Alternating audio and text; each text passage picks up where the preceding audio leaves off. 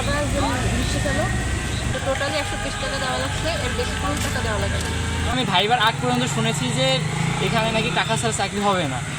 দেখুন, আমার মায়ের নাম মোহাম্মদ মমতাজ বেগম, আমার বাবা একজন রিক্সা চালক এবং আমি চাকরিটাতে অনেক বেশি মিশি।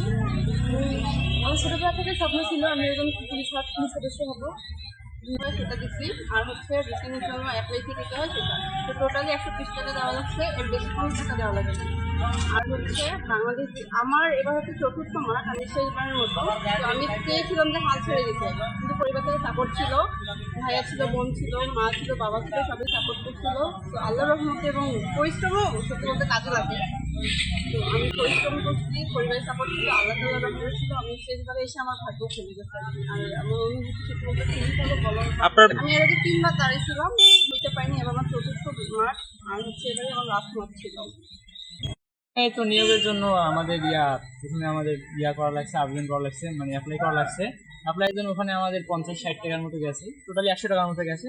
সেখান থেকে আমরা মাঠে এসেছি, 3 দিনের মাঠ করছি এবং মাঠ করার পর 3 দিনের মাঠে টিকার পর আমরা রিটেন পরীক্ষার জন্য ওখানে আমরা 60 টাকার মতো আমরা পরীক্ষা ফি দিয়েছি। টোটালি আমাদের 200 টাকার মতো খরচ হয়েছে, এর বাইরে এখন আর খরচ। প্রথমে ভাবছিলাম এরকম একটা ভ্রান্ত ধারণা ছিল আমার মাঝেও। আর ইভেন আমি ভাইবার আগ পর্যন্ত শুনেছি যে এখানে নাকি টাকা ছাড়া চাকরি হবে না, বাট আমি এখন চাকরি করার পর আমার ধারণা সম্পূর্ণ বদলে গেছে।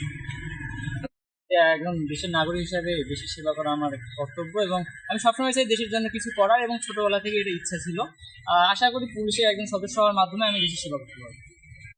মানে ওর বাবা হলুদ বিক্রি করে এবং লেখাপড়া মানে করছে, খুব অভাবের মধ্যে লেখাপড়া করছে এবং টিউশনি করায় এবং লেখাপড়াও করে।